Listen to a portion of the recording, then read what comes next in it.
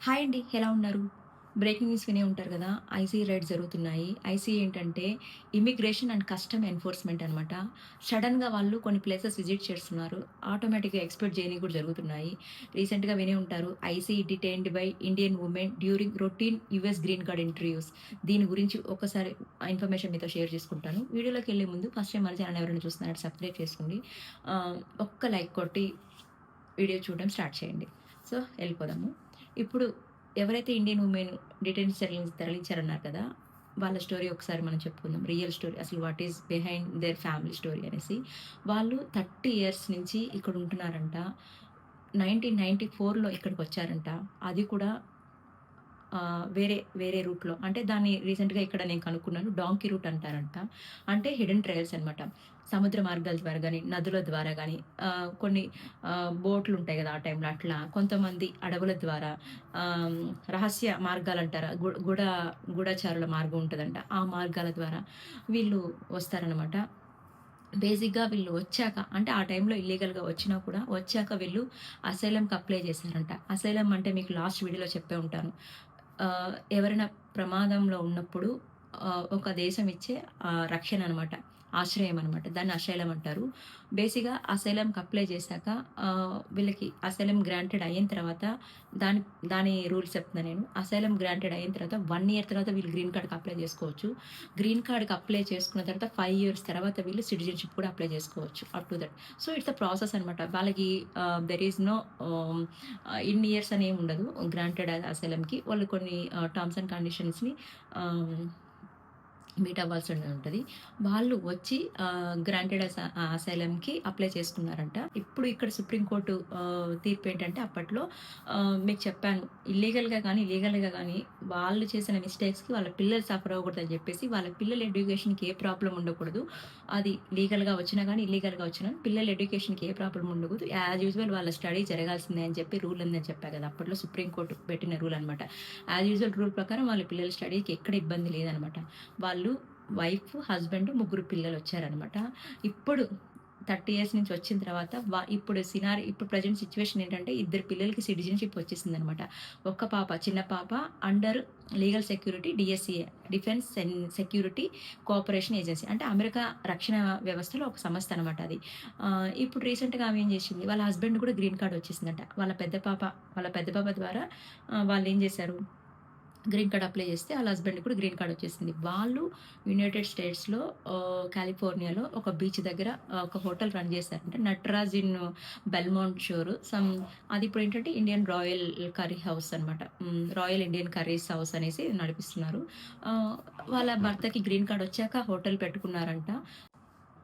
ఎలాగో హోటల్ ఉంది గదా! అని జెప్పేసి తనకు గూడా మేబీ గ్రీన్ కార్డ్ అప్లై చేసే అవసరం రాలేదు గావచ్చు. కాకపోతే అప్పట్లో ఉన్న ఆ సినారియోస్‌కి వాళ్ళు చేసింది కరెక్టేమో కానీ, ఎందుకంటే అప్పట్లో ఐసీ రైట్స్ లేవు.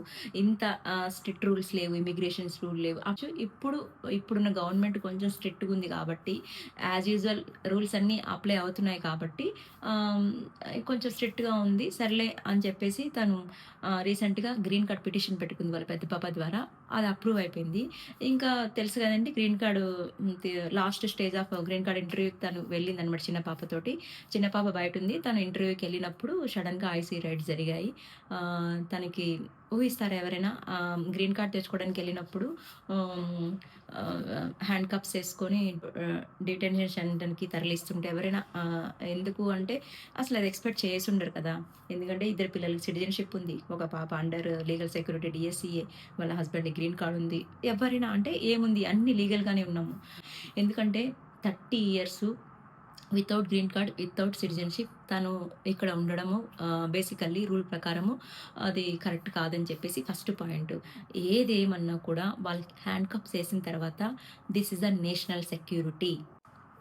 బేసిక్‌గా ఇప్పుడుండే రూల్స్ ప్రకారం గాని, ఇప్పుడుండే ఈ సిట్యుయేషన్‌కి గాని వాళ్ళు ఏది చేసినా కూడా నేషనల్ సెక్యూరిటీ కోసం చేస్తున్నారు. అంటే this is the country safety.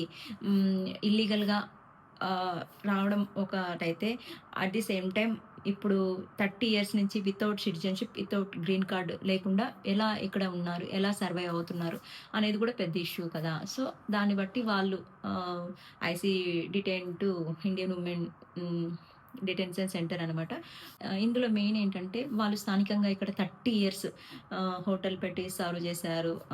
యూఎస్‌కి something so and so ఇద్దరు పిల్లలకి సిటిజన్‌షిప్ ఉంది. ఒక పాప లైక్ అట్లా ఉంది. భర్తకి కూడా గ్రీన్ కార్డ్ వచ్చింది. లాస్ట్ స్టేజ్ ఆఫ్ గ్రీన్ కార్డ్‌లో తిని ఇలా జరగడం కూడా ఎవరు ఎక్స్‌పెక్ట్ చేసుండరు. వాళ్ళు కూడా ఎక్స్‌పెక్ట్ చేసుండరు.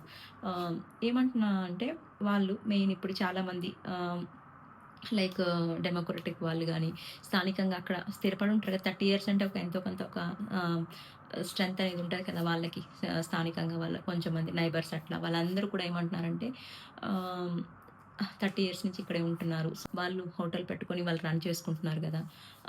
బేసికల్లీ అని చెప్పి వాళ్ళకి మద్దతుగా ఆహ్, మాట్లాడుతున్నారనైతే చెప్తున్నారు. ఫైనల్‌గా ఏం జరుగుతుందో తెలీదు. ఇంకొకటేంటంటే మెయిను ఈ ఇప్పుడు ఇది ఇల్లీగల్‌గా వచ్చిన వాళ్ళ పరిస్థితి. లీగల్‌గా వచ్చి కూడా ఇక్కడ ఓవర్ స్టే చేస్తున్నారని చెప్పేసి అది కూడా పెద్ద ఇష్యూ అవుతుందండి ఇప్పుడు. నార్మల్‌గానే అంటే లీగల్‌గానే వస్తారు వాళ్ళు రావడమైతే. ఇంకా వాళ్ళ వీసా ఎక్స్‌పైర్ అయిపోతది. అయినా కూడా వాళ్ళు ఓవర్ స్టే చేస్తారు ఇక్కడ. ఏం కాదులే, ఏమైతదిలే అని చెప్పేసి. అదేంటంటే ఇలాంటి సిట్యుయేషన్‌కి దారితీస్తదనమాట ఫైనల్‌గా. అండ్ ఇంకొకటేంటంటే ఇప్పుడు ఈ బబ్లీజిత్ ఆమె పేరు యాక్చువల్లీ బబుల్‌జిత్ నేను పేరు చెప్పలేదు. బబుల్‌జిత్ అనమాట. బబ్లీ కార్ అంటారనమాట. వాళ్ళేంటంటే అప్పుడు 1994లో వచ్చినప్పుడు ఆ ఇయర్‌లో గ్రాంటెడ్ అసైలంకి అప్లై చేసుకున్నారు కదా! అప్లై చేసుకున్న తర్వాత ఏదో ఒక కోర్టు కేస్‌లో హాజరవ్వాల్సి వచ్చేదిందంట. దానికి వాళ్ళు హాజరు అవ్వలేదు. అప్పట్లో అంత సిన్సియర్‌గా ఈ రైట్స్ లేవు, రూల్స్ కూడా ఎవరు పాటించలేదు అంతా గూడా.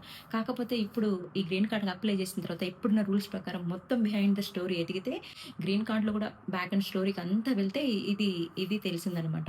మొత్తం వెరిఫికేషన్‌కెళ్ళినప్పుడు సో అండ్ సో రీజన్స్ అయితే బయటపడ్డాయనమాట. ఆహ్, రోజుకొక న్యూస్ అయితే వస్తుంది. రీసెంట్‌గా చాలా సిన్సియర్‌గా జరుగుతున్నాయి. అండ్ మన హిస్టరీలో ఏం జరిగిందనేది మళ్ళీ ఒక్కసారి మనం అందరం మెమరీకెళ్ళిపోవాల్సొస్తుంది. తెలిసో తెలియక ఏమైనా జరిగిందా ఏంటా అనేసి. Thank you for watching. See you in the next video.